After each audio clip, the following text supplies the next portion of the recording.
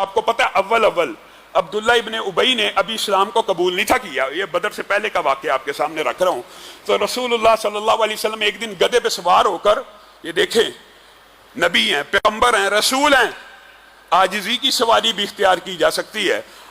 بعض لوگ یہ پوچھتے ہیں کہ زیادہ سواریاں رکھنی اسلام میں جائز ہیں؟ 100% جائز ہیں. ایک آدمی مہنگی سواری رکھ سکتا ہے، 100% رکھ سکتا ہے، کتنی مہنگی جتنی وہ چاہے رکھے، لیکن اس میں تکبر نہیں ہونا چاہیے. اگر تکبر کی سواری ایک بھی ہو تو گناہ ہے، اور اگر عاجزی کی سواریاں 100 بھی کھڑی ہیں تو کوئی گناہ کی بات نہیں ہے. رسول اللہ صلی اللہ علیہ وسلم مدینے میں آئے ہیں.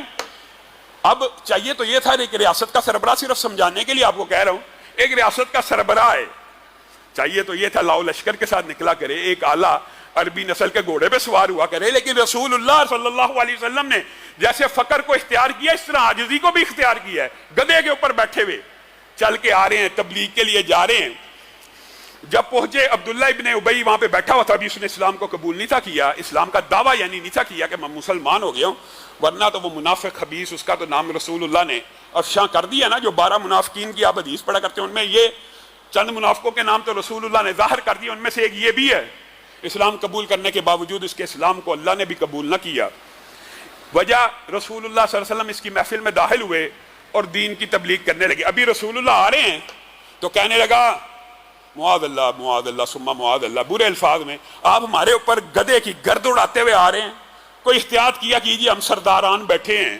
رسول اللہ صلی اللہ علیہ وسلم آرام سے اترے، دین کی تبلیغ کی، قرآن کی آیتیں پڑھی. کہنے لگا آپ ہمارے پیچھے پیچھے آ کے معاذ اللہ ہمیں آیتیں سناتے ہیں، ہم میں سے کسی نے سننی ہوں گی، آپ کے پیچھے آ جائے گا، آج کے بعد ہماری محفل میں مت آئیے. عبداللہ بن رواحہ پاس بیٹھے ہیں، ان کو جوش آ گیا، انہوں نے کہا کیا بکواس کرتا ہے، رسول اللہ کو ہمیشہ دیدہ دل فراش راہ ہوگا، اہلاً و سہلاً مرحبا ہوگا. اے اللہ کے رسول، جہاں آپ کا دل کیا کرے، جیسے دل کیا کرے، جہاں کیا کرے، جس وقت کیا کرے، آپ ہماری محفلوں میں آ جایا کریں. لڑائی ہونے لگی، ہاتھا پائی ہونے لگی، شروع ہونے کا وقت تھا.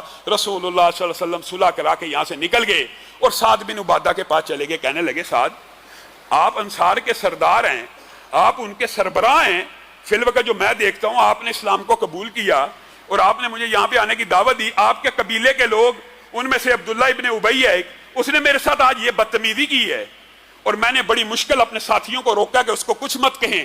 اور آپ کو پتہ ہے نا، آگے آئے گا واقعہ بدر سے پہلے، تو وہ بھی تفصیلاً بیان کریں گے. رسول اللہ صلی اللہ علیہ وسلم نے عبداللہ ابن ابی کو جان بوجھ کے کئی مرتبہ معاف کیا. ایک دن تو وہ بھی آ گیا تھا جب اس کے بیٹے نے کہا تھا اللہ کے رسول حکم کیجئے، اس کی گردن ہوگی، آپ کا سر ہوگا، اب سگا بیٹا. تو رسول اللہ نے کہا تھا چھوڑ دے، رہنے دے، لوگ کیا کہیں گے کہ محمد صلی اللہ علیہ وسلم اپنے ارد گرد کے لوگوں کو قتل کرواتے ہیں. معاف کیا، معاف کیا، معاف کیا. لیکن آج شکوہ دل میں آ گیا اور سعد بن عبادہ کو کہہ دیا، اے سعد، آپ کے قبیلے کا یہ شخص مجھے بڑا تنگ کرتا ہے، میرے ساتھ بڑی اس نے آج یہ معاملہ کیا ہے، میں نے بڑی مشکل لڑائی رکوا کے میں یہاں پہ آ گیا ہوں، آپ کو شکایت کرتا ہوں.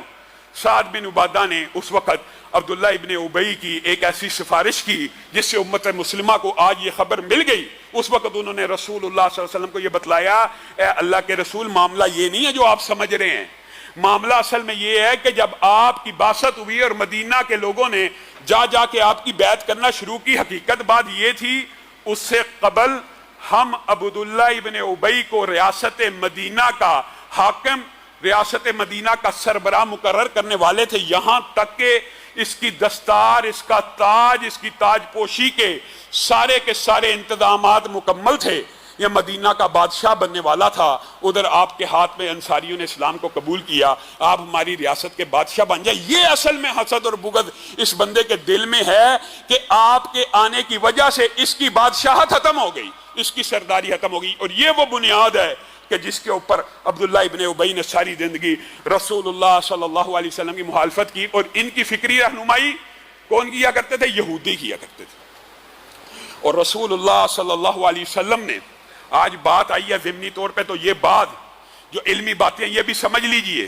رسول اللہ صلی اللہ علیہ وسلم نے آپ کو شروع مکہ کی زندگی میں بتایا تھا، مکہ کے مشرکین کے ساتھ رہتے ہوئے رسول اللہ نے کیا عمل اختیار کیا تھا؟ ہمیشہ مشرکین کی مخالفت کی تھی، ہمیشہ.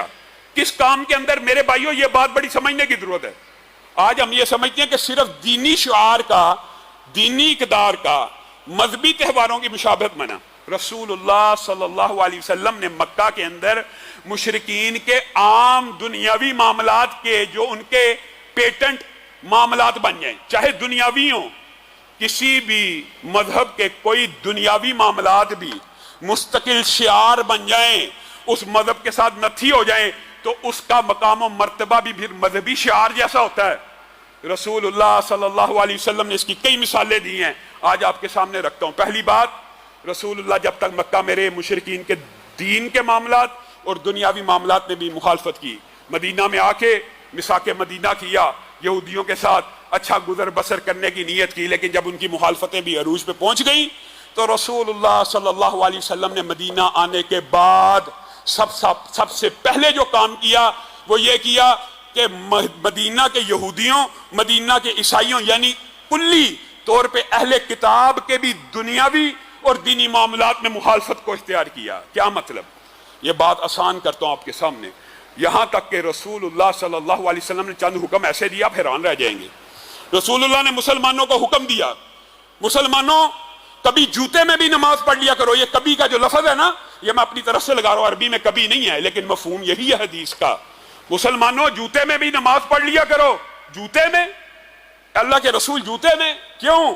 ہاں اس لیے کہ یہودی، دیکھیں یہاں پہ مخالفت کیا ہو رہی ہے کہ یہودی کبھی جوتوں میں نماز ادا نہیں کریں گے، ان کا یہ مذہبی شعار ہے کہ وہ جوتوں میں نماز پڑھیں گے ہی نہیں، تو تم اگر کبھی پڑھ لو گے تو یہودیوں کی اور عیسائیوں کی مخالفت ہو جائے گی۔ بات سمجھ آئی ہے؟